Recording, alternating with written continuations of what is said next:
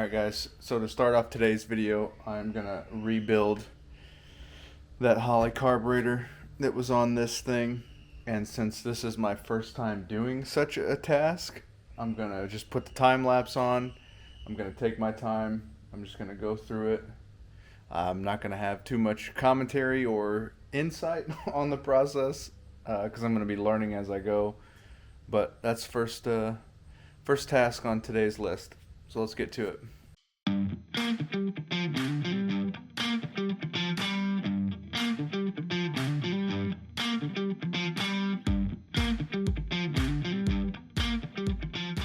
Alright, update here guys. Taking this apart, keeping everything organized as I go. But we're kind of stuck on this. It's not going back together today, that's for sure. This top corner on the main bowl side, the threads are gone. And of course nobody has the tap kit or the thread repair kit to fix it. But yeah, they pulled out whenever I pulled the screw out. So yeah, we're gonna be delayed a couple days until I can order the repair kit from Holley.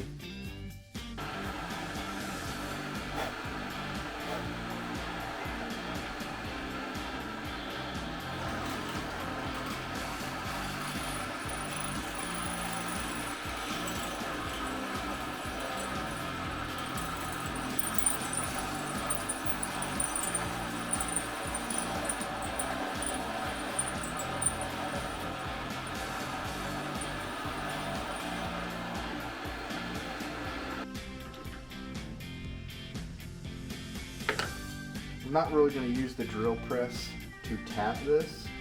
I'm just using this to make sure I get a straight alignment. And I'm going to get it started.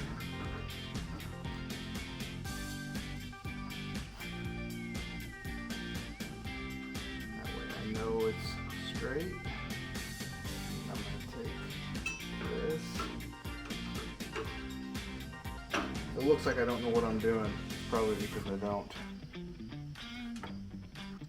Alright guys, I don't know how well you're going to be able to see that, but the new insert is in. Bolts thread in just fine. So we're going to go ahead and put this carburetor back together.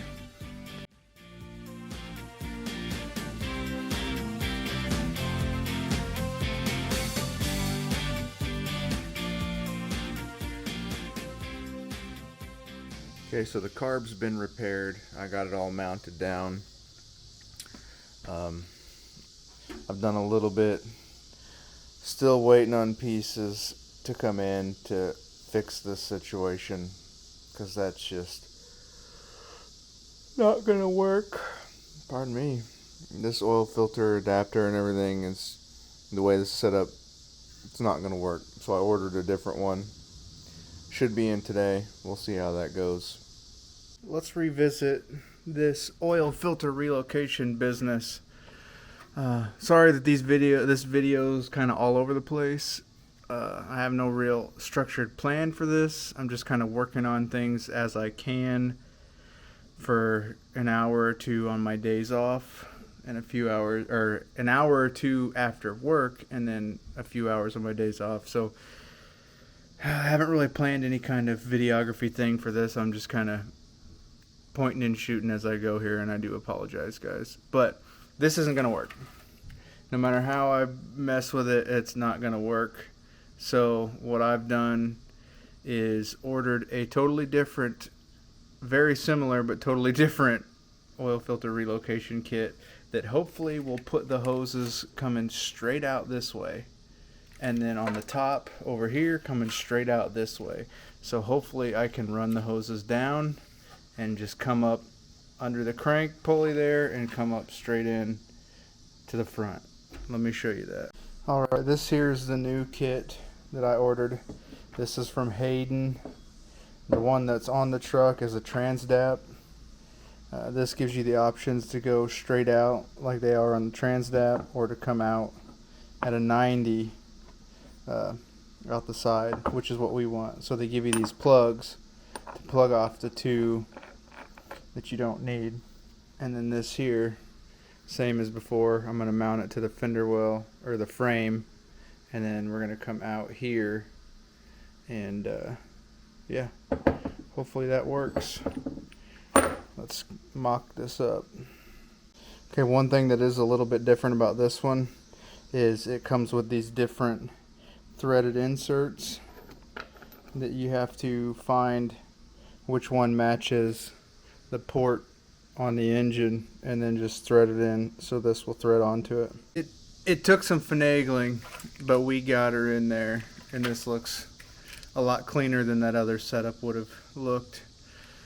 Don't judge me for the Fram. I know people hate on Fram. I get a discount on Fram products because of where I work, so I saved myself some money.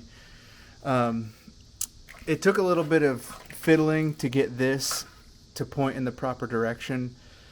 I had mentioned just a little bit ago that they had those threaded inserts in there to adapt from your output on the engine block to this, so you can get the right thread to screw it on. I had to adjust the depth of how far in or out I screwed that adapter insert into this plate in order to be able to get it tight and point in the correct direction. But it is tight now, so don't have to worry about that leaking. Hopefully I've got everything as tight as I can get. You can't really get a wrench in here, so I put a 7/8 socket on here, deep well, and tightened them in, but there's no clearance right here on the edge of this plate for the corner of the nut even. So even if you were to tighten it with a wrench, the corner of the nuts hit on this. So I've got it as tight as I can get them. I'm hoping they don't leak. This end's not that big of a deal at all, nice and wide open.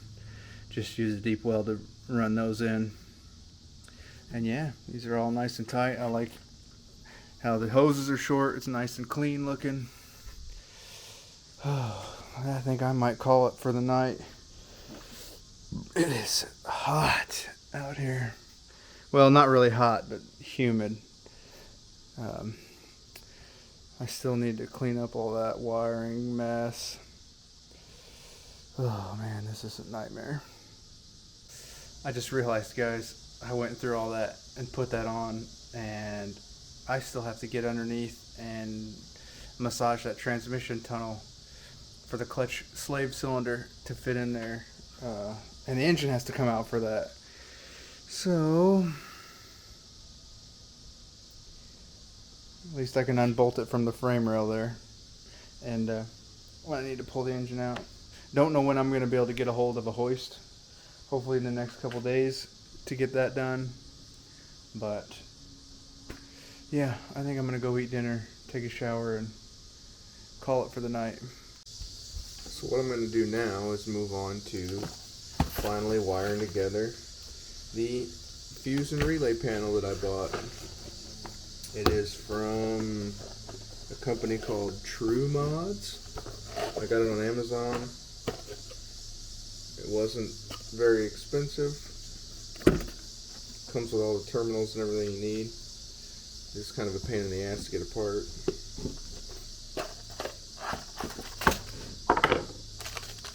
Yeah, it comes with all the crimps, everything. Mounting brackets. An extra silicone plug for this, and then all these silicone plugs for the back of your relays here, or your fuses. But it's just a 6 relay, 6 fuse panel. I'm not going to use all 6, but it's nice to have room to add some stuff later if need be. So yeah, we'll get to wiring this up. I also got some of these bus panels, so I can have one side for 12 volt, one side for ground, And then I got another set because I needed one more because I want to have one bus panel for switched 12 volt. So that way I can pull switch 12 volt from the fuse panel and then run it here, and then anything on this relay box that I want switched on with the key, I can just go on this bus panel instead of having toggle switches for everything. So I got this sheet of ABS plastic that I'm going to mount all this stuff to, so then I can mount it all as one unit in the truck. This is the best layout that I've come up with so far. We're going to have hot on the left here, ground on the right side, and then going to have the switch 12 volt on the top. This isn't ideal. I would rather be able to condense it a little bit more, but trying to do so makes it not nearly as serviceable. With this, it's all out in the open. I will trim off this and then probably going to cut out the corners here, but I think this is what I'm going to go with for now. If I don't like it, I do have the other half to try and do something different, so we'll see how that goes. Alright guys, I have the relay box slash fuse panel mostly done. It's just about there. The only thing that needs wired now from the relay panel out is the fuel pump when I get that done, and a coolant fan when I get a radiator and a fan. So it was a learning experience, to say the least. It's a bit of an understatement. I learned a lot, and if I had to do it over again, I probably wouldn't have made the same choices I made this time. But let me show you what I got going. Alright, so this is how I chose to mount it in here, just right up front here in front of the trans shifter. I don't think it's going to be in the way. Hell if I know, it might cause a big issue later on down the road, but for now I think it'll be alright. It's far enough away that it ain't going to cause any issues with my feet there. And yeah, I got it. Came with some standoffs, and I used some riv nuts to mount it down. The two back ones were kind of a pain, but yeah, I got this one set up for the ignition, and then I got fuel pump and radiator fan when we get those ready to go. This is 12 volt switch bus here, and then your 12 volt hot and all the grounds, and I got main ground in the top corner and main power, and I got that all going out underneath through a grommet. And then I got over here, got these fancy terminals. I ran the positive and the negative for that relay panel straight to the terminals there. I'm gonna have to clean up some of this wiring, I know. Here's the grommet in the back. I'm a little bit concerned about that. Obviously, this isn't gonna stay like that. I just pushed it out because it had too much slack in the cab. But I'm a little concerned that might be too close to the header back here. So we'll have to see what happens. I forgot to show where I was getting my switched 12 volts from, and I got one of them fuse taps, and I probed the panel here and found one that gives 12 volts with the key on, 0 volts with the key off, and then maintains 12 volts during cranking. That way I got a clean 12 volt switched signal to power all the relays for like the ignition and the fuel pump. So I don't know exactly what circuit that was, but there we go. Alright guys, so I got the relay in, and if this works, that relay should click.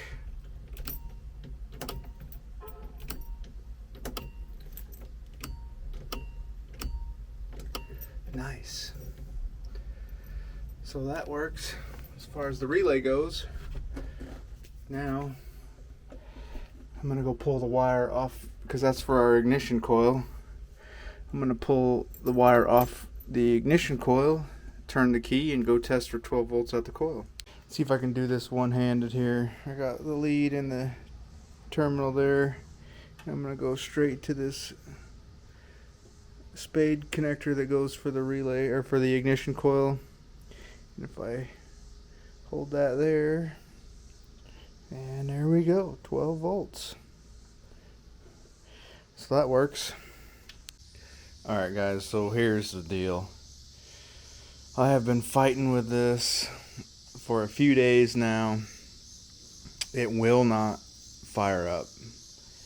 I don't think it's going to be a whole lot of work to get the motor fired up. I've quadruple checked timing. I've checked everything I can think of, and it just will not even try to start. I checked the compression. I did a compression test on it. It's got pretty much no compression except for 2 cylinders. Only 2 cylinders have anywhere close to decent compression. I'm not gonna spend any more time fighting with this engine. I picked up another 302. It is dirtier. It's not as pretty looking, but it's allegedly has way fewer miles than this engine.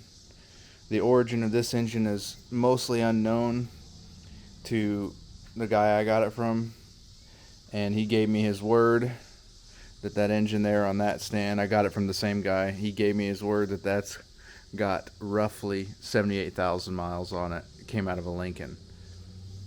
So what I'm going to do is I'm going to start pulling that one apart, get the intake off, get the valve covers off, water pump, crank. I'm going to start tearing that one down. Then we're going to pull this one out, and we're going to swap everything over. We're going to take the intake, all the accessories. We're going to pull the cam out, because this does have an F303 cam in it. We're going to pull cam out, and we're going to just swap everything over to that. I'm not going to worry about cleaning it or painting it right now. I may even swap the oil pan over, because I don't like how bad that one looks. But yeah, we're just going to get into it and see what happens. Alright guys, let me update you on what's been done. Other than making a huge mess, I have both of these blocks pretty much tore down as far as I'm going to. As you can see, I've already swapped over the cams, took the F303 out of this block, put it in this one, swapped over the brand new timing set that was on this other block. I got the lifters for this soaking in oil at the moment. I got a little bit more cleaning up to do inside here, and while those are soaking, I'm going to put this back together a little bit. I'm not going to go intake on and everything, but I do want to get the oil pan on and the valve covers and the timing cover, I guess, put back on this one. Yeah, because I'm giving this block back to my buddy in exchange for this one. So, yeah, I didn't record a whole lot of it because I had a friend come over and give me a hand, and he doesn't really like to be on camera, so I didn't really record anything, and we just kind of jammed out to some music and got some stuff done. Okay guys, so one thing I need to do while the engine is out, which I had planned on doing anyway before I had to mess with all this engine swap stuff, so it was going to have to come out regardless, but I need to get under there and massage the trans tunnel a little bit. That way we can make room for the hydraulic clutch slave cylinder. As you can see here, I've got this slave cylinder installed, where normally this would be a cable that would come in through here and grab onto the fork lever here. I'm not sure where this came from. this bracket was already on the transmission when I got it, but this uses a Datsun, I believe, slave cylinder that's pushes out. That's why it's mounted on this end. And when it was under the truck, I noticed this bottom corner and kind of this edge was actually hitting inside the trans tunnel. So I got to get under there and massage it. So I've got the area kind of marked out here where it needs to go in, and I'm not 100% sure how well this is going to work out. So we'll see how she goes.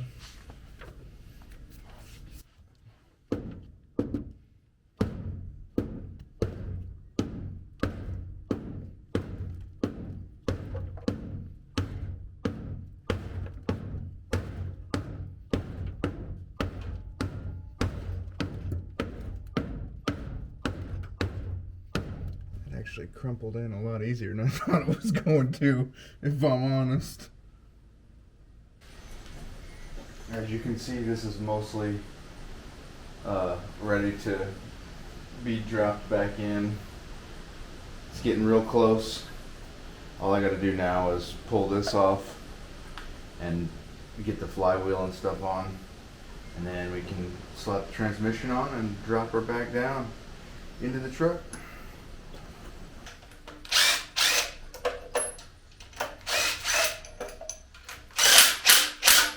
Well, we have a bit of an issue. The pilot bearing that I picked up is the wrong size. ID on the inside is way too big. And the OD is too big as well. So while I was waiting for the other bearing, I went ahead and put this header on. I've gotten the bearing now, and I pressed it in. So I'm gonna wait until after I get the transmission hooked up to put that other header on, because putting the starter on without that header on is a whole lot easier. So what I'm gonna do now is I'm gonna go ahead and put the flywheel on and the pressure plate, and then we'll move over, put the transmission on.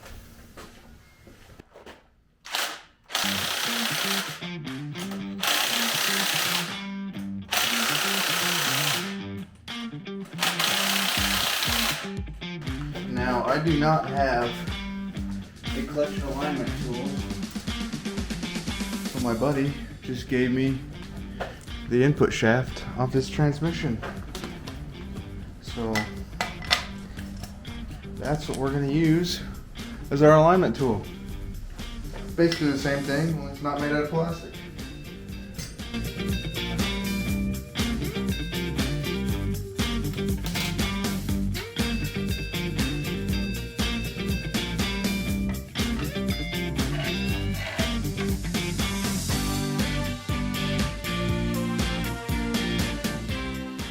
Well, I had the transmission back on, but look where we're at now. Transmission's back off, flywheel's back off, because I realized I left the plate off. Why didn't you guys say something? You seen me putting that flywheel on. Why didn't you shout, "Hey, idiot, you're forgetting your dang plate"? But here we are. So, we're going to put this all back together again.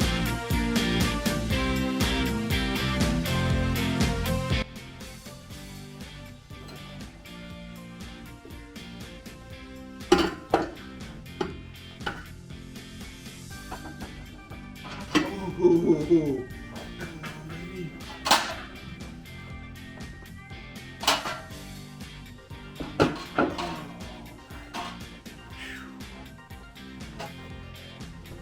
That was pure luck, but I'll take it.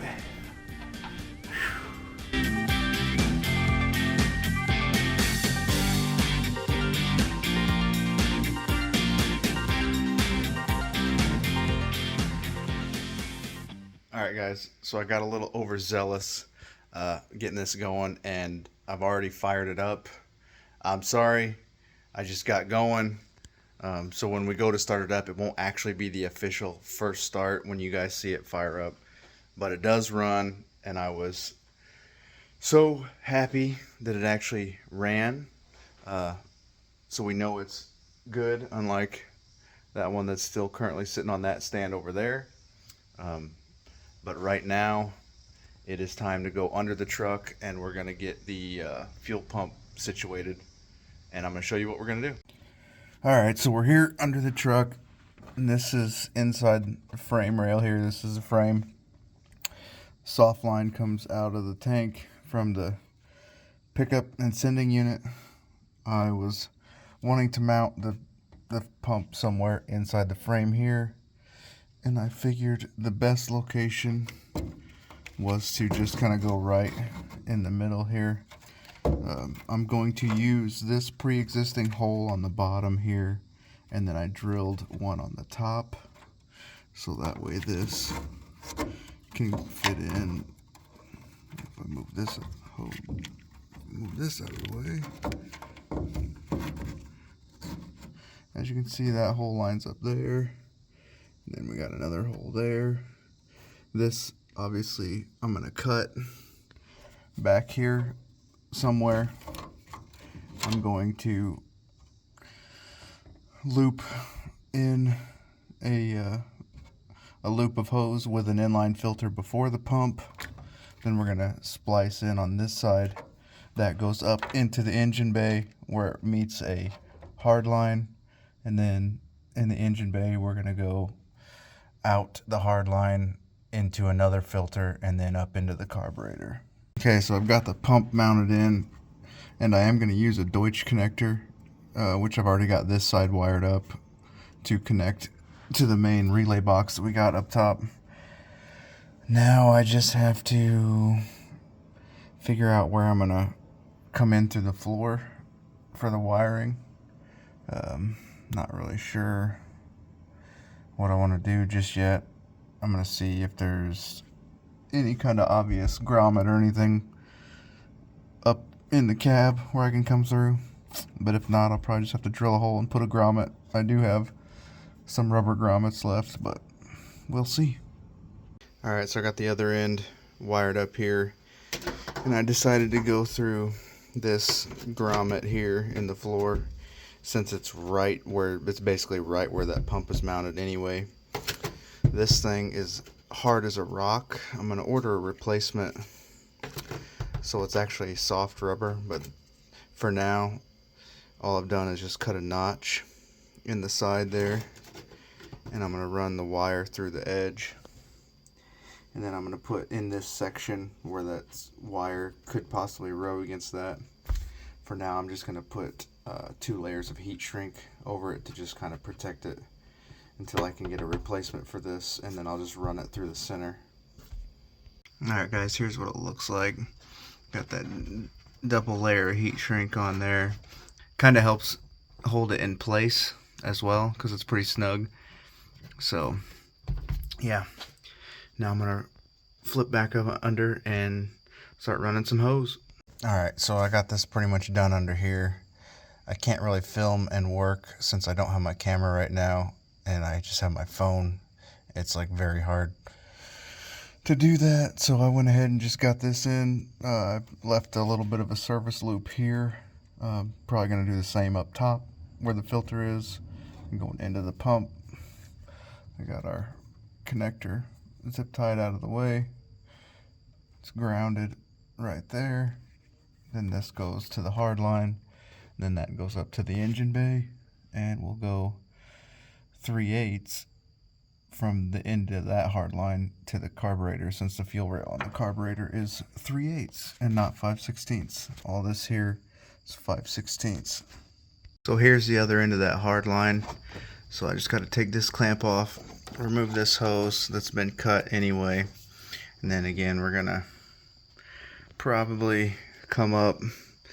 I'll probably hang the filter somewhere in here. I might get a bolt and run off like in one of these ports here in the head, just zip tie it up out of the way, and then run it around into the carburetor, and then we'll fill it with some gas and see if it works. I got it all plumbed in, left a little bit of a loop there. I'm a little bit concerned with this, the way I had to do this. I think this might end up being an issue. We might have to just do away with this. All I got to do now is put the relay in the box.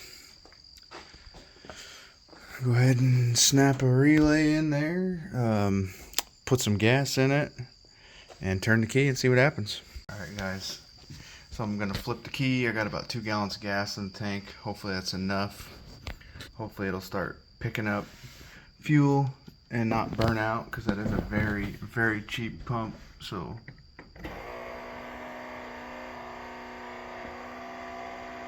well, it's running. Alright, let's try this again. I got down there and sucked fuel through until it was in the filter down below, so we'll see what happens now. There it goes. Sound like it picked up fuel anyway. Yeah, there we go. Okay. Huh. Maybe it doesn't have enough oomph. Huh.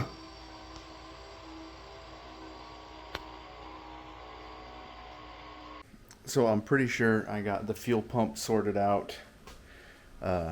Next up, we're going to put a radiator in and get this thing filled with water for now, so at least we can run it long enough to kind of mess with the carburetor and get that a little bit more dialed in. I had a radiator yesterday, but I opened the box and one of the mounting tabs got broke off during shipping, so I had to take it back last night and wait for them to get a new one today, which is why we didn't do it last night.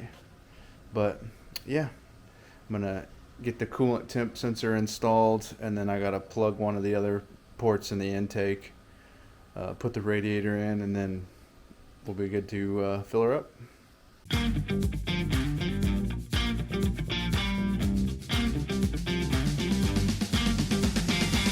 So here is the radiator we got. It is just one of the stock units for this body style. I am a little concerned with how small this is, if it's going to get the job done, but I've been told by multiple people that it will be enough. Only one way to find out. It wasn't that expensive, so no big deal if we got to buy another one.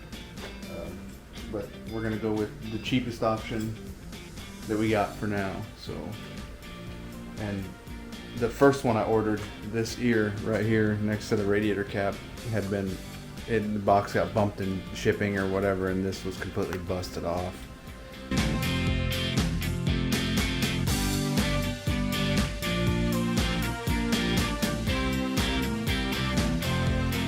At some point we are going to have to start thinking about fan solutions. As you can see though, there's not a whole lot of room between that radiator and the front of the engine. So unfortunately we're going to have to go with a push style fan on the back here, which is not ideal, but it'll be a whole lot better than no fan at all. But for now we're not really going to worry about that. I have the thermostat housing put on. I got this hose here.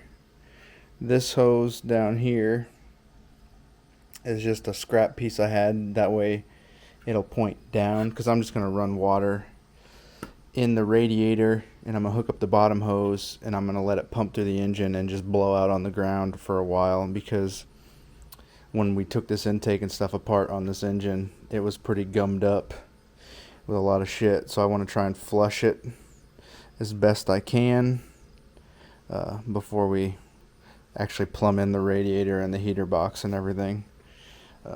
So what I'm going to do now is I'm going to push the truck out of the garage. I'm going to push it out, and I'm going to run a hose over and let it fill up the radiator, and see if we can get the truck running outside and let it flush all this shit out. So it'll be all the water and stuff will go in the driveway and not in my garage.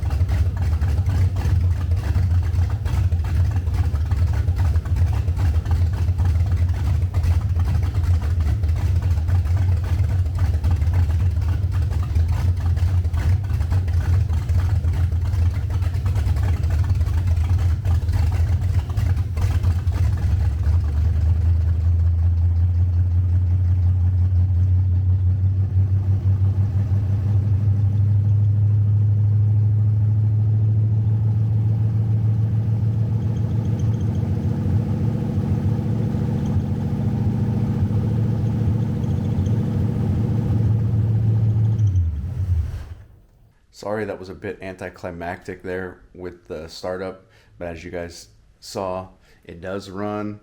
I let it run out there for a little bit, long enough for the water to flush through and rinse out any of the nasty stuff out of the block, and long enough for it to get to operating temperature so I could kind of mess with the idle speed and stuff. And as you guys heard, it does sound pretty good. It has a little bit of chop to it from that F cam. Hopefully we can get the idle a little bit more dialed in. Because when I was out there messing with it, I did notice a little bit of an issue. The throttle, even with backing the idle set screw all the way out and making sure this was as closed as I could get it, the main two butterflies were still drawing enough air for it to be idling the way it was. That's why you saw me holding that plastic over the top. That way it was only drawing air through the side holes there where the choke is supposed to go, and that was causing me to idle it down enough because that's how much air it was still drawing through the butterflies.